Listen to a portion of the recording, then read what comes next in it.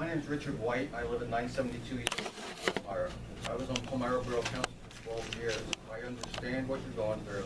I understand you have a thankless job, and I do appreciate you for all the hard work. That being said, I took a look at the budget on your website, and thank you for putting that on the website so everyone can see it. I'm not going to try and rehash what everybody's saying here, but one of your biggest expenses is the prison. Have we looked into privatizing the prison, and if the county could save any money by doing so? We have considered that possibility, but we've found that there's only, I think, 2 counties in the state that have actually done something like that. And the problem that they experienced is that once you make that decision, you turn it over to a private operator, the costs continue to go up, and you have no control over it. We traditionally here in Lebanon run the either 3rd, 4th lowest cost per inmate per day operation in the state.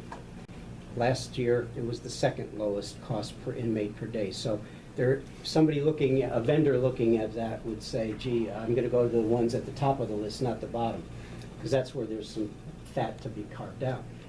Anybody want to take a shot at what it costs to feed a prisoner per day? $1.53 a day.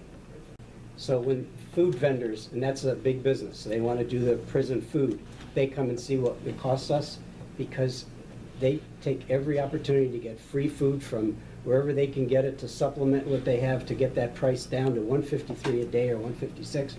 So there's no fat, there's nowhere to go with that. It's around 50 cents a meal.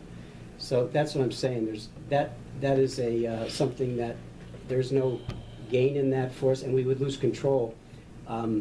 We discharge or release about 3,000 prisoners a year from that prison.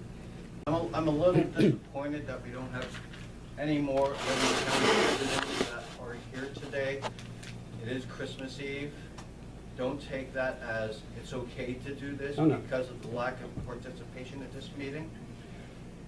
One thing, when I was on Borough Council, we could project, looking at the budget every year, of the rising costs. And we did small tax increases when we saw, because it's easier to swallow for the residents. I know you said you're trying to undo a wrong of past commissioners, but you've been in office now for 4 years, so you should have been able to see this trend. Again, I understand what you're going through. Nobody likes to raise taxes. So just keep that in mind when future budgets. One final thing, you do have the reserve. You will be getting money back once the state passes a budget.